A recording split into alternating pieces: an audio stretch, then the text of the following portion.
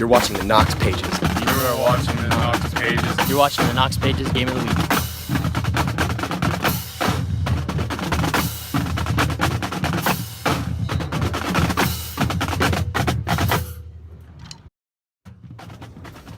Welcome, folks, in this week's edition of the Knox Pages Game of the Week. My name is Grant Pepper. I'm a reporter at KnoxPages.com. It is Week 5. We are midway through the 2018 season and knee-deep in conference play. As you can probably tell, I'm out here in Fredericktown for our Week 5 Knox Pages Game of the Week, featuring a matchup of two KMAC foes hungry for their first win of the season. It's Fredericktown versus Mount Gilead, Fredericktown's homecoming game, and we will preview that game here in a little bit. But before we do that, let's take you around the county for what happened last week in Knox County High School football. In Week 4, looking at our Knox County scoreboard, Highland beat Danville in the first week of KMAC play 50-27 at Tough Street Stadium. The Blue Devils just couldn't hang with the deep, talented Scots. Danville fell to 0-4, their worst start since 2009. Highland took advantage of favorable field positioning all night long at Tough Street Stadium, and that made all the difference last Friday night. The Fighting Scots began 5 of their 11 offensive possessions inside Danville territory and scored touchdowns on all 5 of those possessions. Meanwhile, the Blue Devils struggled to convert on their own offensive opportunities and fell behind 20-7 at halftime. The bigger, deeper Fighting Scots came out strong in the second half and put the game away early. Highland running back Brody Matthews led the way with 110 yards and 1 touchdown on 18 carries. He was one of 4 running backs Highland features. Those backs combined for 221 rushing yards last Friday night. Danville was led by running back Chris Greenewalt, who scored 2 touchdowns in the third quarter, ran for 178 yards on the night. Dalton David, the quarterback, threw for 61 yards on 6 of 8 passing and ran for a touchdown in the first half, but it was not nearly enough for the Blue Devils last Friday, who dropped to 0-4. Again, their worst start since 2009. They will head to Northmore this week to take on the 4-0 Golden Knights. Meanwhile, Mount Vernon was shut out in their Ohio Cardinal Conference opener last weekend at Lexington, 38-0. After back-to-back wins at home heading into conference play, the wheels fell off last Friday night for Mount Vernon. In their OCC opener, they dropped to 2-2. Lexington got their first win of the season. The Minutemen jumped out to a quick 28-0 lead in the first half, amassing 302 yards of total offense while holding the Yellow Jackets to just 30 yards themselves in that first half. Mount Vernon recorded just 1 first down in the first half last week. Lexington was led by quarterback Jacob Depperschmidt. He threw for 267 yards on 14 of 18 passing. He completed his first 9 passes, and listen to this, he racked up 227 yards and 3 scores on those 9 passes. Mount Vernon's running back tandem of Ashton Fisher and Wyatt Gregory, who had seemed nearly unstoppable during conference play, combined for just 34 rushing yards on Friday night, and the loss quelled Mount Vernon's chances of capturing his first 3-game win streak in 3 years. Mount Vernon look to bounce back against Ashland, who's 3-1 on the road this week. Sarenberg prolonged their winning streak. They beat Carnegie Lincoln 35-7 last week at home, and they surpassed their 2017 win total already this season. They are 3-1 now. Last year, they went 2-8 overall. Last Friday night, Sarenberg led 14-7 at halftime, but outscored Carnegie Lincoln 21-0 over the second half, rolling to a 4-score win to open up conference play. Trojans were led by dual-threat QB John Shisby, ran for 158 yards and threw for 52, turning in 3 touchdowns last Friday night. Sarenberg racked up 432 yards total offense, including 380 rushing yards on Friday, averaging 8.8 yards per play. Trojan defense held the Pirates, meanwhile, to just 254 yards and 4 yards per play. Sarenberg also forced Carnegie Lincoln into 6 turnovers last Friday night. Sarenberg has held its last 2 opponents to just 7 combined points and will face its first real KMAC test this Friday night when the Trojans travel to Highland, who is 3-1. East Knox is 4-0 after a 55-0 whomping of Mount Gilead last Friday night at Chet Looney Stadium. East Knox surpassed the 50-point mark for the 4th time this season as they've outscored their opponents 229-18 so far this year and 168-16 in the first half alone. The Bulldogs jumped out to a 46-0 halftime lead against Mount Gilead last Friday night before pumping the brakes in the second half. They finished with 578 total yards of offense averaging 13.4 yards per play. Bulldog quarterback Caden Lester led the way and surpassed his season 1,000-yard mark already with 218 passing yards and 3 touchdowns. Receiver Caleb Gallwitz caught all 3 touchdown passes. He had 4 catches for 147 yards. Tailback Cason Crownapple ran for 267 yards and 3 scores on 16 carries. That is an average of 16.7 yards per carry. Meanwhile, East Knox held Mount Gilead to just 131 yards of total offense. The Bulldogs will try to continue their undefeated streak this Friday night when they play Cardington Lincoln, who's 0-4 on the road. East Knox is doing all this, however, with a moderately weak schedule in the beginning of their season. Their first 5 opponents currently have a combined record of 2-18. Meanwhile, Fredericktown, who we will talk about more this week, they lost to Northmore 32-0 last Friday night in their KMAC opener in Galion. Freddies were held to just 128 yards of total offense. It was their 4th straight loss of the season. Fredericktown was shut out for the second time in 4 weeks as the Golden Knights spread out to a 20-0 first quarter lead and never gave an inch last Friday night, holding the winless Freddies to just 128 total yards of offense. Northmore returned the opening kickoff for a touchdown, which was followed by a fumble recovery scoop and score by their defense just 6 minutes later. Golden Knights were led by running back Connor Becker. He ran 21 times for 246 yards and 2 touchdowns. Of Northmore's 351 total yards of offense, 280 came on the ground. Meanwhile, Fredericktown struggled offensively all night long as the Freddies turned the ball over 3 times and averaged just 2.7 yards per play. Fredericktown will look to get back in the swing of things and back in the win column this Friday night at home in our game of the week against Mount Gilead. And after 1 week of conference play, here are your updated conference standings for both the KMAC and the OCC heading into Week 5. In the Knox-Morrow Athletic Conference, East Knox, Northmore, Highland, and Centerburg are all tied for first at 1-0 after 1 week, while Danville, Cardington, Lincoln, Fredericktown, and Mount Gilead are all tied for second at 0-1. Something to know about the KMAC, the bottom 4 teams in the KMAC are all winless so far this season, all at 0-4 heading into Week 5.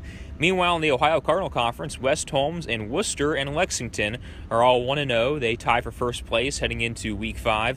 Ashland is 0-0. They will kick off conference play against Mount Vernon at home this Friday night.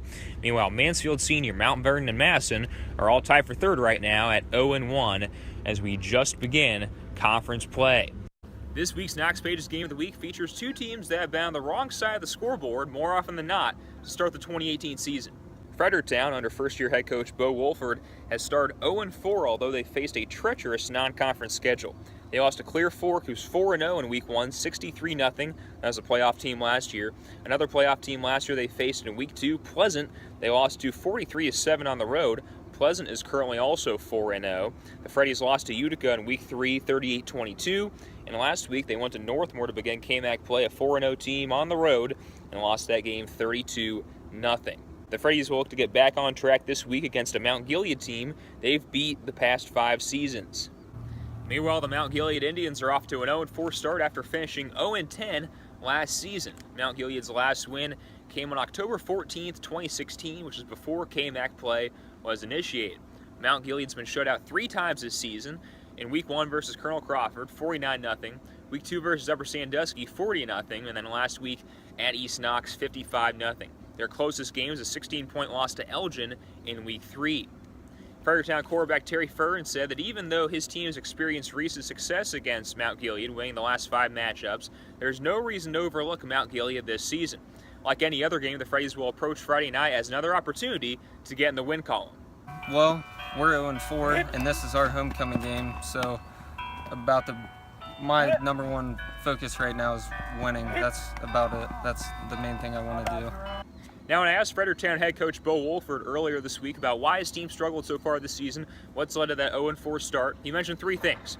First was the inability to capitalize in key moments offensively. Second was the inability to make big tackles on defense in important moments of the game. And third was their inability to kind of respond to adversity, especially early on in games, and refocus quickly. Those issues were all on display last week in the team's KMAC opening loss at Northmore when they fell behind 20-0 in the first quarter and could never quite recover.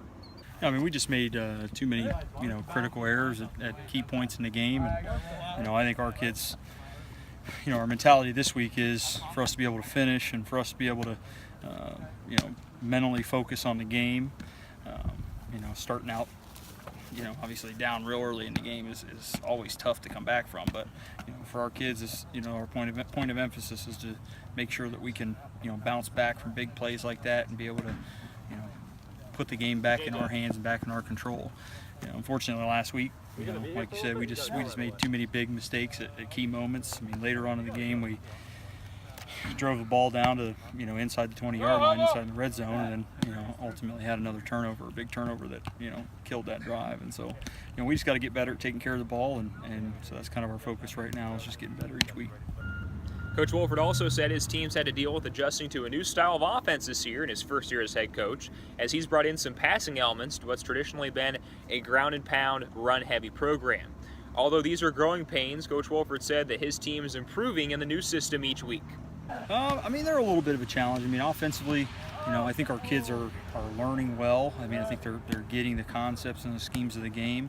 Like I said, if we go back in the last couple of weeks and we eliminate some of those big mistakes we made, from things like big tackles that we missed to turnovers, those kinds of things, we're right in the last couple of games, and so it's always a hard pill to swallow when you get in that situation. We just got to get better at doing that kind of thing and get those things fixed. Yeah, we started off kind of slow, but I think almost every game our passing game's gotten a lot better, and we're throwing more than last year, so it's a lot more fun throwing the ball around. Now on top of that, much like Mount Gilead, Fredericktown's facing depth and experience issues this season. The Freddies only have 29 players listed on their active roster. Terry Furr, the team's starting quarterback, who was the backup last year, told me that stepping into the starting role this year hasn't been easy. It's a lot at first because it's a lot faster than varsity's a lot faster. I played safety, so I was kind of up to speed for varsity, but there's nothing harder than playing varsity quarterback. Fern, who also plays defensive back for Fredericktown, said that the team's lack of depth has also been a challenge this year for the Freddies. We have very few numbers, so I'd say, everyone's playing offense, defense, and special teams, so people get beat up and tired, and we just gotta keep going and put it together, I guess. Now on Friday, Fredericktown will host an athletic Mount Gilead team, which head coach Bo Wolford says will require his team to stay disciplined and focused, especially on the defensive side of the ball. They have a really big kid, plays kind of a tight end, slot receiver for them, the Mollahan kid. So for us defensively, obviously he's a target, and we need to make sure that we take care of that part of the game and that part of the scheme. They're a zone read style offense, and defensively the key is going to come down to our backfield and our backers being disciplined and making sure that we're there for cutbacks and lanes. Offensively, we're going to try to.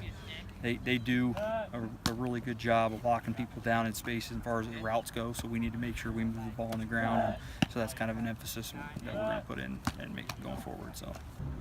Wolford said that despite his team's 0-4 start, the team's tried to approach each practice and each game with a level of positivity, which he believes will translate to future success on the field. Every day, every week we talk about, take care of your brothers and take care of the guy next to you, make sure we're keeping each other up. Again, that's always a struggle when you start out the way this year started out, and starting out down early and playing some good opponents. So we just try to keep practices upbeat and try to keep grinding. And again, our focus is just to get better every day. Terry Fern told me there's a lot on the line Friday night for his Freddies. Not only is it homecoming, but it's also a chance to get in the win column, get the monkey off their back, and potentially turn a corner in Week 5 with half the season still ahead. It's pretty big because, we had high hopes against Utica, and we underestimated them, which is what we don't want to do to Mount Gilead. And, we just need a boost in spirits right now, so if we can get a win on homecoming, that should make a lot of people happy and turn the season around. Meanwhile, out in Mount Gilead, just a 20-minute drive from Fredericktown, second-year head coach Joe Ulrey is still looking for his first win as the Indians head coach. Much like Fredericktown, Mount Gilead views Friday's game as an opportunity to get back in the win column and to get the monkey off their backs. I had a chance to talk to Coach Ulrey this week about what it's been like trying to rebuild this Mount Gilead program, his team's own struggles with depth, as they only have 29 players on their active roster this year as well, and what it will take for Mount Gilead to beat Fredericktown on Friday night and snap their 16-game losing streak. Coach came over from East Knox last year, and this is your second year trying to rebuild a Mount Gilead football program that's kind of had its fair share of challenges recently, really come on a hard time. So what's the last year and a half been like for you, and what have kind of your biggest challenges been as a coach there? I mean, kind of like what you said, it's been a rebuilding process. I mean, Mount Gilead has been down for the past, multiple years. The last winning record season they had was back in 2004. So I mean, they've been down or mediocre the past, how many years that is, 16, 15 years or so. So it's really been going through the process of changing mentality. Trying to teach the kids how to win again and get them to buy into work and believing that hard work will pay off. And but the biggest challenge is really changing that culture and that mentality. Mm-hmm. It seems like just from looking at your roster, depth is probably a concern, as is for a lot of local teams right now. And how big of a role does that play in trying to find success when there's only a limited number of guys you can put on the field, I guess, or choose from to put on the field? It's a challenge. You got to play the old school Iron Man football where, you're on the field all the time.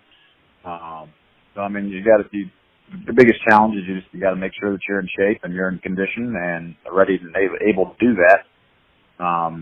For the most part, we've been fortunate enough to avoid any serious or major injuries. So that's been a good thing so far. If we can continue to avoid that injury bug, we should be okay in regards to depth. The biggest challenge is coming up with creative ways to conduct practice that you get a solid look from your quote unquote scout guys. So that's right. kind of the trick that you have to play with. Yeah. Coach, you were shut out last week, and it was the third time this year it's happened. What have some of the offensive challenges been? Looking beyond the box scores, I guess here. What have some things you guys have been challenged with offensively this year? The big thing is, it kind of goes back to that mentality thing. It seems like, for the most part, if things are going well, then things are all good and happy. It's when something bad happens, we struggle having that mentality of that next play, the next play mentality, and forgetting about the bad thing that may have happened. We've had some success in moving the ball, but then we'll have an untimely, holding call or something of that nature. We wind up getting behind the sticks, and once again, it's that mentality of overcoming that, facing that adversity and next play mentality. And that's something we haven't been able to do yet. Right. When you have a losing streak like this, you're kind of at risk, I guess, of losing players emotionally and then also just kind of simply losing players in general. So how do you keep things positive, keep things moving, and keep the focus on week-to-week improvement for your team? The big thing that I've been telling the guys is you get better one day at a time. You don't focus on who we got next, who we got down the road. You focus on yourself. We've got to get better as a team, and the rest will take care of itself. So that's really just a one day at a time process, and it is a very lengthy and long process. But that's really the only way that you can go about it is keep the focus on yourself, on us, and work one day at a time. Mm-hmm. Looking ahead to this week against Fredericktown, that's a team that's also 0-4 at this point. What have you seen from them on film so far this week? They've played some very tough opponents. Clear Fork's ranked in their region. Right. I don't think they've been beat yet. Pleasant's ranked in their region. They haven't been beat yet. And Northmore is ranked in their region. They haven't been beat yet. So, they played some very, very tough opponents. They play hard. They play physical football. They seem to not give up. They keep coming at you from first down to the last. And that'll be a challenge. But I'm looking forward to it. What do you think some keys are going to be for your team on both sides of the ball on Friday night? Defensively, we'll have to shore up some tackling. I thought we struggled last week in some tackling of our abilities, and at least in the open field. Of course, East Knox, they had some speed guys that gave us some issues. We definitely got to shore up some tackling on defense. Up until last week, I thought we had done a decent job in regards to tackling and getting all 11 hats to the ball. I just want to make sure that we don't get into a bad habit based off of what happened last week. Offensively, it's worrying about ourselves. It's kind of that mentality that I talked about earlier is, we've got to keep our focus on what we do on offense and keep our head up and, just do our 111, do our job. And if we can keep that focus on ourselves and not self-implode, then I think we'll be okay. Mm-hmm. Coach, last thing, it's week 5, kind of midway through the season. Still a lot of season left. It seems like, a win Friday could certainly maybe be a turning point this season for your team. How hungry do you think your guys are to compete on Friday against Fredericktown? They're super hungry. We've been close. We were close with Elgin. Came up a little bit short, so the guys have found themselves in a ball game. Now it's just take that last step, that mentality change, to finish the whole thing, put all 4 quarters together, and come up with some success. Fredericktown and Mount Gilead will square off in your Knox Pages Week 5 Game of the Week right here at Fredericktown Stadium on Friday night. Kickoff will be at 7 p.m. Now that we've previewed our Game of the Week, let's take you around the county for the rest of this week's matchups. As we mentioned, Mount Gilead heads to Fredericktown this week in your Knox Pages Game of the Week, a battle of 2 0-4 teams trying to get back in the win column. Last year, Fredericktown won this game at Mount Gilead by a score of 57-8. Also this week, East Knox goes to Carrington Lincoln. East Knox 4-0, Carrington Lincoln at 0-4. Last year's a shootout, but East Knox won that game 51-40. Something of note this week in the first edition of the OHSAA's weekly computer rankings, East Knox placed 5th in Division 6, Region 23. So if the playoffs were to start today, East Knox would be in, but there's a lot of season left to go. Also this week, Mount Vernon goes to Ashland. Mount Vernon 2-2, Ashland 3-1. I will be covering this game from Ashland. Last year, Ashland won this game 35-21. They were a playoff team last year. Mount Vernon trying to get back in the swing of things after being shut out last week in their OCC opener against Lexington. Highland will play Centerburg this week. Centerburg on the road, they're 3-1. Highland also at 3-1, a battle of local rivals. That should be an intense matchup there in Sparta. In this week's OHSAA computer rankings, both these teams were ranked, although only Centerburg was within the playoff picture. They are ranked 8th in Division 6, Region 23.